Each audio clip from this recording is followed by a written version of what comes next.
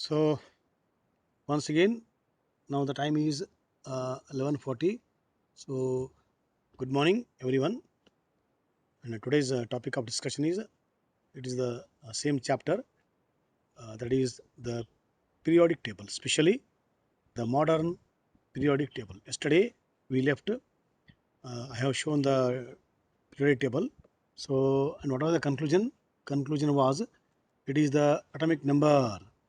It is the electronic configuration which is more important than atomic mass. Therefore, by taking the atomic number or electronic configuration, we made this table, that is modern periodic table by Moseley and team with the help of quantum mechanical model, where it has taken what taken care of Heisenberg uncertainty principle, Lee de Broglie equation of Bow principle, and Hund's rule of maximum multiplicity, along with Pauli's exclusion principle.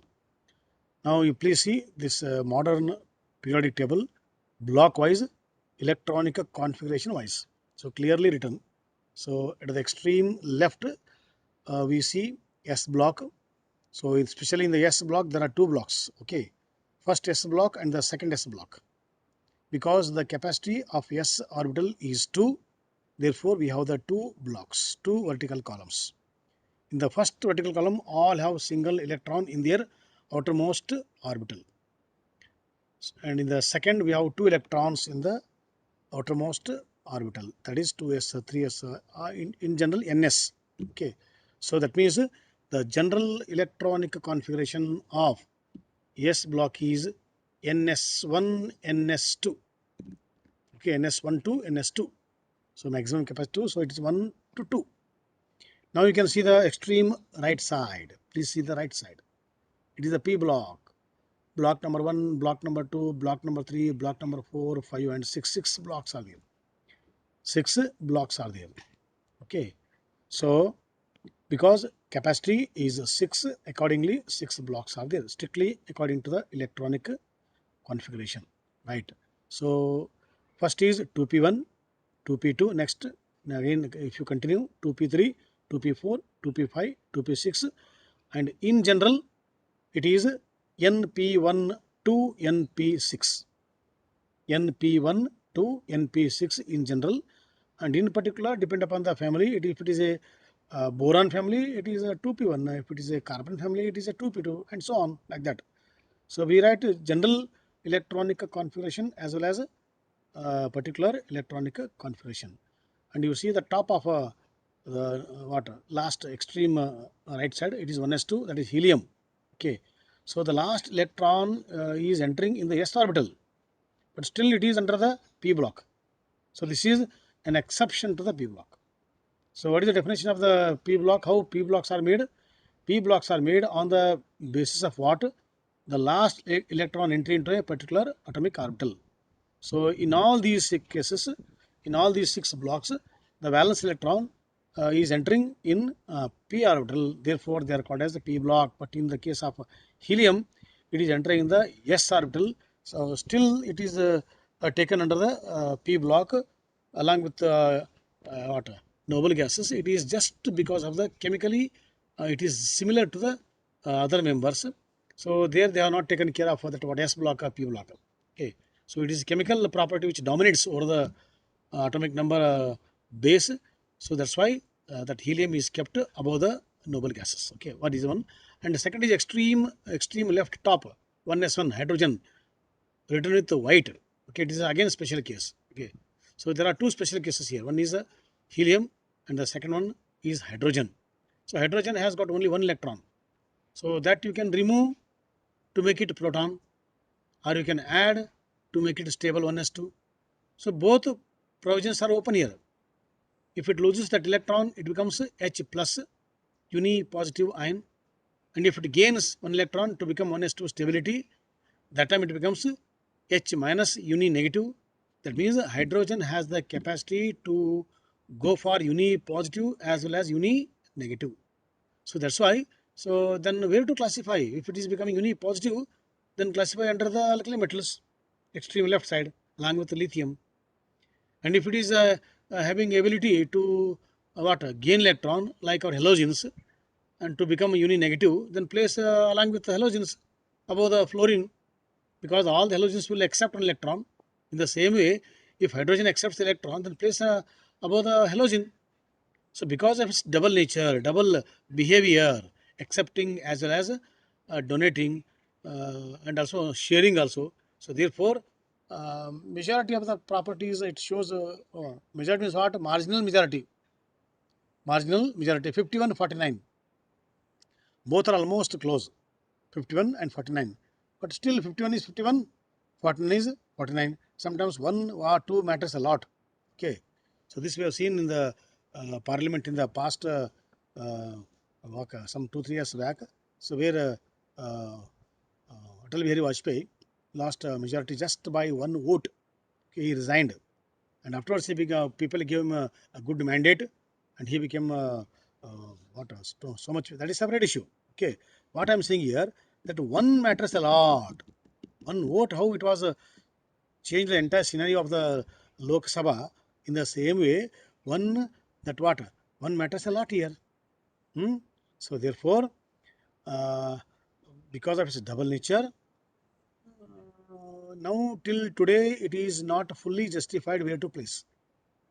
Where to place. Therefore, let us place exactly in between, neither on left side, neither on the right side. Okay. So therefore, so this I have placed just above the alkali metals, because hydrogen loses many times that one electron becomes the proton. So I have taken. Otherwise, you can place at the in between. So no problem. So both are accepted by the IUPAC. Okay. So this is regarding what? S block and the P block. And together S and the P block, they are called as representative elements, because they are very important in our day-to-day life. So they are representing our life. So many important elements are where in the P on this block only. Okay, others are important. I'm not saying. So because nitrogen is there in the P block, which is responsible for the protein, okay, nucleic acids, biomolecules, carbon chemistry, organic chemistry, silicon, semiconductors, so Silicon Valley, so computer chip. So many important metalloids are there in the P block, and in this block sodium common salt. So because of their utility, because of their impact on day-to-day life, so together S block and the P block are called as what? Representative elements. Sometimes for 1 mark I have seen in the past what are representative elements. Give examples. So it is S and the P block together, they are called as representative elements, because they are very close to our daily routine, daily life. So that's why they are called as what? Representative elements. Examples you can give many. From S block you can use sodium, and from B block you can use carbon and nitrogen and so on. So like this you can explain for the 1 or 2 marks. Okay, right. Now D block. So D block is in between S and the P. Soon after the calcium. Okay, where is calcium here? Calcium is after the potassium, atomic number 19. So this is atomic number 19, potassium, where we have 4s1, and afterwards calcium 4s2. Once the 4s becomes full, then according to Aufbau principle, which orbital starts? It is 3D starts. Okay, because everything is on what round? Energy level diagram. Okay, so according to Aufbau principle, it is 3D starts. So the 21st electron enters 3D orbital. So 21st onwards. So 21st, 22nd, 23rd, and so on. So all those 10 elements, because of entry, the last electron entry into the d orbital, they are taken as d block elements. And one more name is given to this D block is what? They are heavy metals. So you see metals everywhere, but the heavy metals you'll see only in the D block. Okay, iron, cobalt, nickel, osmium, platinum, so mercury, many are there. So most of the metals in this D block are heavy metals. Therefore, this group is also called as, this block is called as a heavy block elements, or the D block elements. One more is there, transition elements, because property change. They are not exactly like S block, which are metals, light metals, soft metals. They are not exactly like the P block, okay, where we can come across a metallite to the non-metal. So the properties are changing. So the properties are taking transition from one level to other level. So because of this reason, so D block elements are called what? Transition elements. Okay, right. and this D block is slightly inside. When you see the above principle, so it is after the 4s, it is 3D starts. So the principal quantum number of the 4s is 4, whereas the principal quantum number of 3D is 3. So 3 comes first, 4s comes next. Energy level wise, it is 3D enters late. But when you go as per the Bohr's theory, KLMN or the principal quantum number, so it is a 3 comes first, 4 comes next. So there are two ways of arranging atomic orbitals. One way is what, according to KLMN, taking care of Bohr's theory or taking care of quantum mechanical model. So it is 3D next and 4s first. So both are accepted here. So what I am saying here, 3D is there, no? 3D is slightly inside compared to the 4s. So because of slightly deep inside, so they go for the close packing. That's why they have some hardness, tensile strength property. All those properties are there. And in the D block, so there are suborbitals. In the D block, again there are suborbitals dxy, dyz, dzx, okay, and then dx square minus y square and dz square. So all these suborbitals are there, no? So they are not fully filled. Only in the case of extreme what? Extreme right, D10 is there, 3D10, 4D10, 5D10. Please see the D block. In the D block only, extreme right side, it is 3D10. Okay. So in the beginning, we have 3D1, 3D2, 3D3. That means D orbital is not fully filled. So a lot of space is there, or unpaired electrons. Okay. Electrons which are not paired. So if two electrons are there on one orbital, they are called as a paired electron. If only one electron is there, it is called unpaired electron. In 3D1, what is 3D1? One electron in the one of the d orbitals. What is 3D2? 3D2 means what? I told you, don't write both electrons in the first dxy. Why? According to the Hund's rule of maximum multiplicity, as long as place is available, they don't prefer to go for pairing. So therefore, so in one D, one electron, in the another D, uh, one more electron. So it is 3dxy1, 3dyz1. So two unpaired electrons. Okay. So in the first only one unpaired, two unpaired, three unpaired, so five unpaired, and again it continues like that.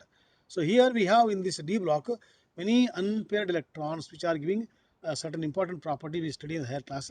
So they are called as mobile electrons, free electrons, unpaired electrons, active electrons. Because if you compare activity of a paired with unpaired, unpaired are active because single, no, single very easy, so very active.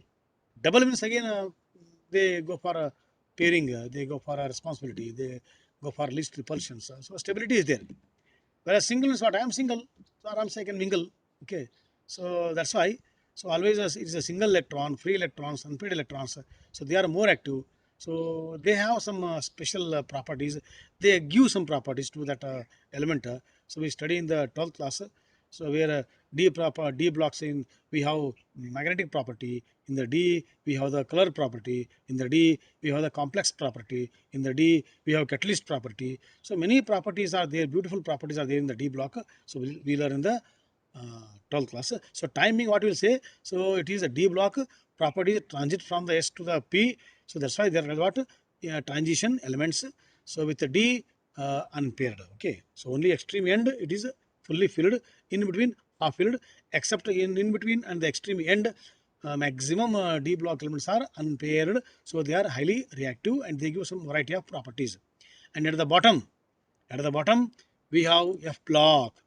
Okay, starting from 4F1 till 4F14, and the next one it is 5F1 to 5F14. So why I written 60D2, 60D2 in the beginning, directly not writing 5F1. So there are some problems are there. They are called as anomalies. Okay, so when the two energy levels are very close, so electron keep jumping. Okay, maybe due to the symmetry, maybe due to the filled orbital, maybe due to the fully filled. So to go for an important cause, okay, that cause you'll find out later. So to go for a good cause, so for the cause to happen, for the reaction to happen, for the things to happen, so they keep moving from one orbital to the other, provided they are very close. Okay, if the gap between the two orbitals is big, then they will not jump because there is a lot of energy required. So with minimum energy, if they are in a position to go to next energy level it is allowed. Okay, so let us not use maximum spend energy. So we will not spend more energy here. So with the least energy, with a small amount of energy, if it is possible to jump, I will jump. Okay, for example, you can jump a small pit, you can't jump the bigger pit. Okay, in the obstacle race like that. So if the pit is small, aram say with our ability we can jump it. Same thing happens in the nature also. So in the case of electrons, if the jump is small, gap is small, energy is small, energy difference is small, then they keep moving. Otherwise, no. But in the case of some elements, that gap is there. Okay, that you will come to know when we go to the orbital level diagram. So where we see the calculation of energy. So difference will come to know small difference. Then we think that so because of this, they keep shifting from D to F, F to D, or S to D, D to S. All these will happen. Okay, right. So extreme left, S block, extreme right, P block, in between D block, at the bottom F block. But actual place for the F block is what? Soon after the 6s2 and the 7s2. Because that small space is not sufficient to fix these 20, 14 plus 14 of 28. So time being we have kept at the bottom. This point I made clear once again, so that we will have no doubt at all why those 14 plus 14 are kept at the bottom. Now we'll go to one more slide. Wait. So here, which one, where it is? Yeah.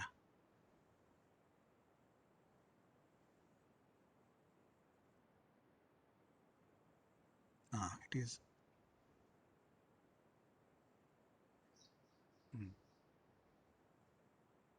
Yeah, this one. This is regarding the location of the 4 blocks of elements SPDF in the long form periodic table. This I explained already. Okay, second, that means in advance, first and the second slide is explained. But still, so let us glance.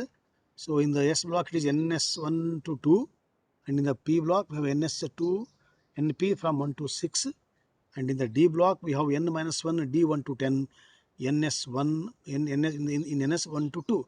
Why I wrote N minus 1 D? Because so in the D block it is 4s2 3d1, taking the scandium as example. I am explaining. Okay, so atomic number 21 scandium. So outermost electronic configuration is, it is 4s2 3d1. Because I should write 3 first as per the Bohr's theory, so I am writing 3d1, then I am writing 4s2. So if I what is 4s2? What is the principal quantum number of the 4s2? It is 4. So there n equal to 4. But what is the quantum number? What is the principal quantum number of 3D? 1, it is 3. That is n equal to 3. So instead of writing n equal to 3, what I wrote here? N minus 1. That is, what is n value for the 4s? It is 4. So 4 minus 1 is 3. Like that. Okay. So for ns, if you that for the 4s, it is 4. And for the 3D, it is 4 minus 1, 3. That 3D. So that's why n minus 1 is taken. Okay. Right. In the same way, at the bottom, we have n minus 2, f1 to 14, n minus 1, d 0 to 1, and ns2. Again I have taken n minus 2 because it is still deep inside. It is the 4f. So after the 4f, then start the 5d, then start the 6s. So 6 is the principal quantum number for the outermost. So 6 minus 1, 5, n minus 1, that is d. So what is f? It is 4. So again n minus 2. So that is 6 minus 2, 4. So I have written n minus 2. Okay, therefore n minus 2 minus what? It is the 4f. So n minus 1 is what? It is 5d. And what is n? It is 6s. So depend upon the configuration. So once we take the highest value for the n, then we go for n minus 1, n minus 2. So that's why I told they are deep inside. So because of deep inside, they are called as a transition elements. I told for the D block, and for the F block, still they are deep inside. Therefore, they are called inner transition elements, deep inside. Okay. So detail we study in the 12th class. Yeah. Now this is what? This is regarding S block elements. So they are highly reactive because atomic size is very large. The largest atomic size we get in this block only. So because of the large size, uh, electron is far away. When the electron is far away, attraction force is less. When the attraction force is less, the electron can be removed easily. So they are best electron donor. The one which gives electron, they are the reducing agents according to the electronic theory. Okay, and the one which gives electron easily, they are called as electropositive elements because after giving electron, after donating electron, they become positive ion or the cation. So that's why they are called as positive electropositive elements. And the one who gives electron easily, they are also metals. So see, by giving electron, they are showing variety of property, reducing property, metallic character, and one more electropositivity. So all the properties are explained on the basis of what atomic size or the electronic configuration. So they are the best conductors of electricity and the heat because of what that electron which is what easily available for removal or within the structure. So all these reasons are there. So they are the best. Extreme left. Most reactive elements will find extreme left.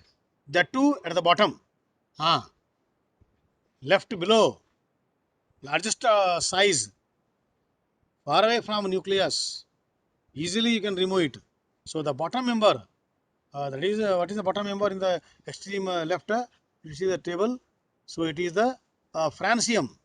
So extreme left, hydrogen, lithium, and sodium, potassium, rubidium, cesium, and the francium. So francium is the largest one.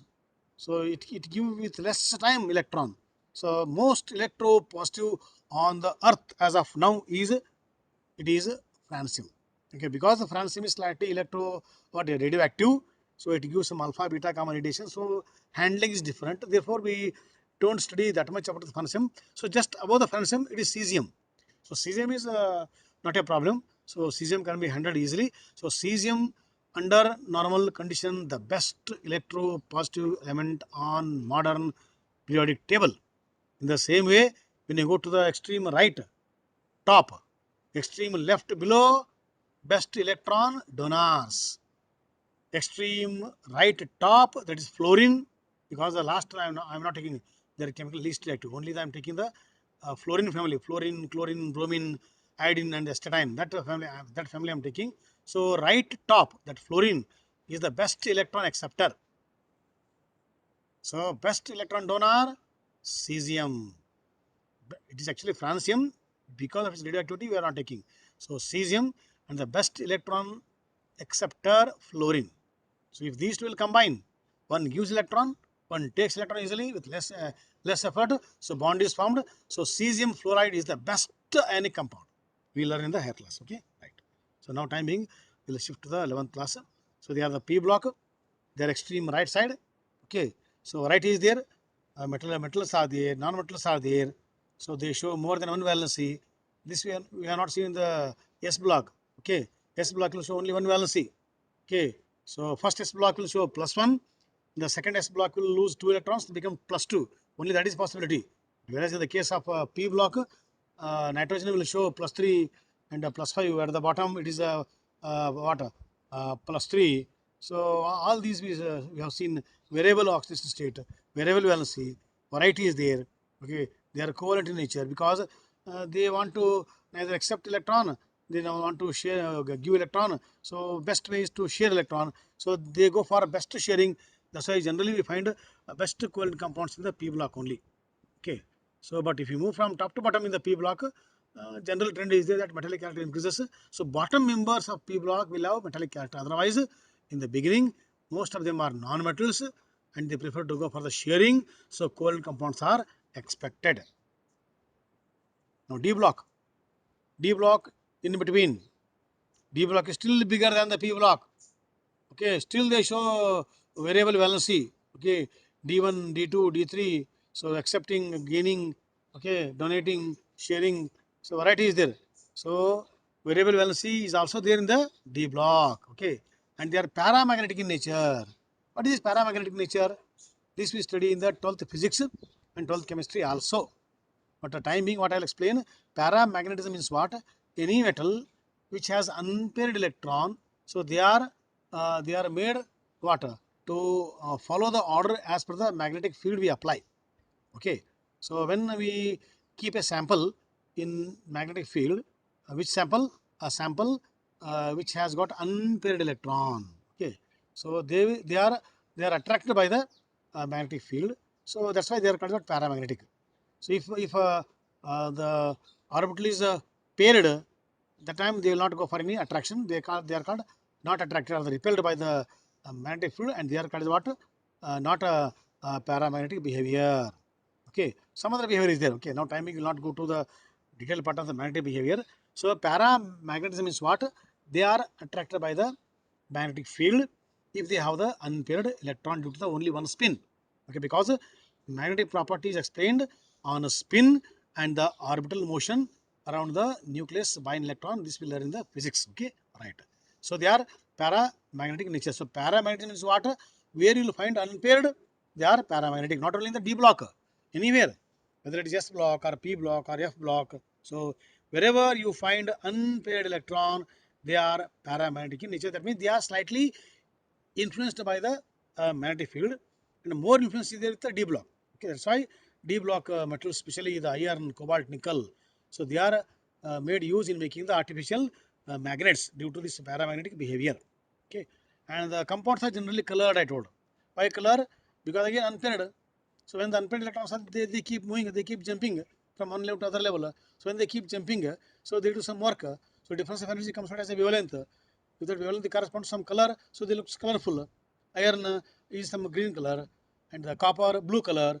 Okay, so potassium permanganate, where potassium is there, manganese is there, so it's purple color. Potassium dichromate, chromium is there, orange color. So all the colorful compounds we have in the D block. It is because of what? Unpaired electron which keep moving from one level to other level. So in moving, certain amount of energy is given out, which is corresponding to the wavelength in the visible spectrum of mean electromagnetic spectrum. Okay. So and the last one is what? They are the best catalyst because they give their bigger D block surface area, so that anyone come and sit on that D block and do the reaction and go. So D blocks materials are the best catalyst also. So see, every block has got some special nature. Okay. S block its own nature. So P block its beauty. D block its own beauty. So every block we have to study, and which property we want. Accordingly, we go to that block and fetch that property as for our what easy to make our life smooth and comfortable. This is F block. Okay, F blocks are they are called what? Lanthanoids and the actinoids. One important red colored phrase is there. So F block elements are also called what? Rare earth elements. Means what? In earth crust, their availability, their occurrence is less. Okay, so they are available compared to other. Okay, again I am saying it is a comparative study. So when we compare with others, so the occurrence, the percentage of occurrence in the earth crust, in the lithosphere, in the rocky area, so it is less. So that's why they are rare. They are less in number. Okay, so uranium is less. That's why you have to extract easily, correctly. Let us not waste. They say in the metallurgy. So next higher class. So they are called what? Rare earth elements because of what? The amount of their availability in the earth crust. And also they are also called as what?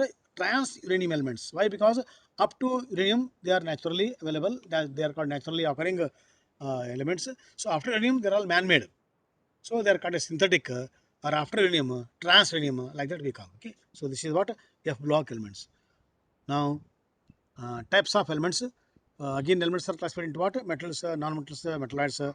So which are distributed. So all over the modern periodic table. But if you see the table now survey, the outline. So metals are more in number. Okay. So you see the arrow mark I have shown. So metals are more in number. So then comes non-metals. Metalloids are diagonally blue color. So they are less in number. So metals are more. Non-metals are next. Metalloids are third place. So gold, silver, and the bronze metal like that. Okay. So metals are more in number. So what is the conclusion? Conclusion is nearly 78% of elements are metals. So using the mathematics, metals are more than in number than non-metals than the metalloids. Okay. So this is the conclusion of today's session, and most welcome to ask any doubt in 1 or 2 minutes. Automatically it will close Webex. Okay. So now welcome.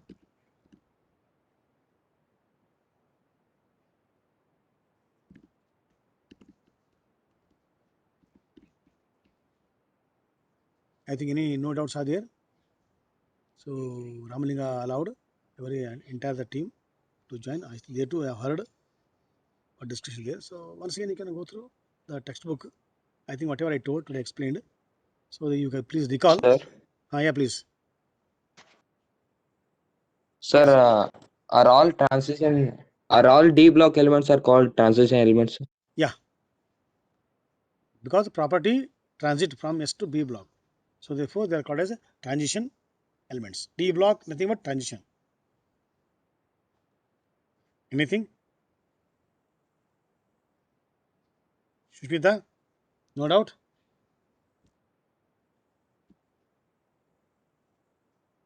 Today also Pallavi not joined. We'll see the what best can be done. So maybe some personal reasons we don't know. Anyway, so we'll find out the reason. So those who have joined, any doubt, most welcome. Otherwise, early 12:10, it is giving a caution. So if all doubts are there, I'll wait. Otherwise, I'll automatically it will close on its own for the next period. Okay. So thank you, Nadal.